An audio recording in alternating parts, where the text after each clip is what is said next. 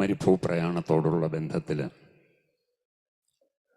ഒരു ചാപ്റ്ററാണ് നമ്മൾ വായിച്ചത്.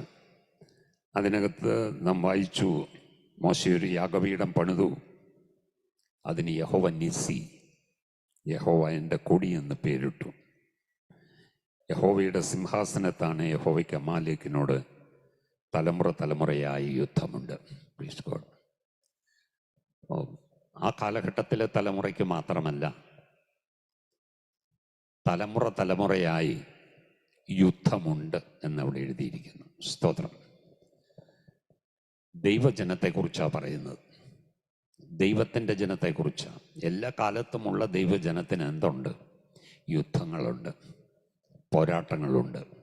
അത് തലമുറ തലമുറയായിട്ടുണ്ട്. പക്ഷേ ജയം തരുന്ന ഒരു ദൈവമുണ്ട്. ഹല്ലേലൂയ. യഹോവ നിസി, യഹോവ നിസി എന്ന് പറഞ്ഞ് ജയത്തിൻ്റെ കൊടി എല്ലാ കാലഘട്ടത്തിലും ഉയർത്തുവാൻ സഹായിക്കുന്ന ഒരു ദൈവമുണ്ട്. ഈ കാലഘട്ടത്തിലും സ്തോത്രം, ജാതികളുടെ ഇടയിൽ നിന്ന് വിളിച്ച് ചേർത്ത നമ്മെ കൊണ്ട് പറയിപ്പിക്കും. കാരണം കാൽവറി ക്രൂശ് ഒരു പരാജയമായിരുന്നില്ല, കാൽവറി ക്രൂശ് ഒരു ജയമായിരുന്നു. ഹല്ലേലൂയ. ആ ജയം നമുക്കും അവകാശപ്പെട്ടതാണ്. യേശു ക്രിസ്തുവിൽ വിശ്വസിക്കുന്നവർക്ക് ആ ജയത്തിൽ പങ്കാളിയാണെന്ന് എത്ര പേർ തിരിച്ചറിയുന്നുണ്ട്? കരമുയർത്തി നിന്ന് ദൈവത്തിന് സ്തോത്രം ചെയ്യാം.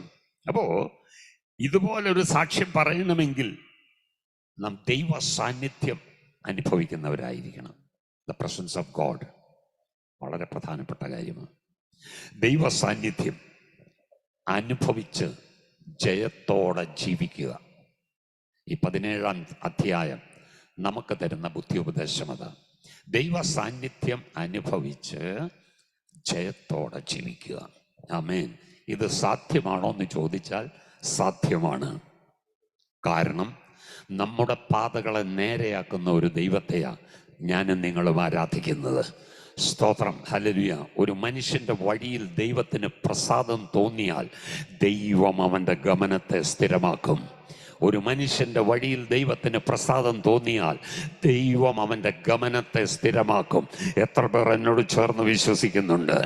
ഹല്ലേലൂയ.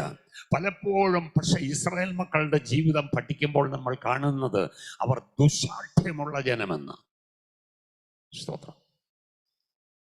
നമുക്ക് വീട്ടിലൊക്കെ പലർക്കും അനുഭവം ഭയങ്കര ശാഠ്യമാണ് എന്നൊക്കെ വീട്ടിൽ ആരെക്കുറിച്ചെങ്കിലും ഒക്കെ പറയുന്നുണ്ടാവും.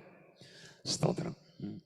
ഭയങ്കര ശാഠ്യ സ്വഭാവം എന്ന് പറഞ്ഞു കഴിഞ്ഞാൽ ഞാൻ പറയുന്നത് അതുപോലെ നടക്കത്തുള്ളൂ. ഇല്ലെന്നുണ്ടെങ്കിൽ പിന്നെ ഭയങ്കര വാശിയാണ്, ദേഷ്യമാണ്, പിന്നെ എല്ലാമാ. സ്തോത്രം. ഇസ്രായേൽ മക്കളുടെ ജീവിതത്തിലും അതാ, അവർ ദുശാഠ്യമുള്ള ജനം. Please God.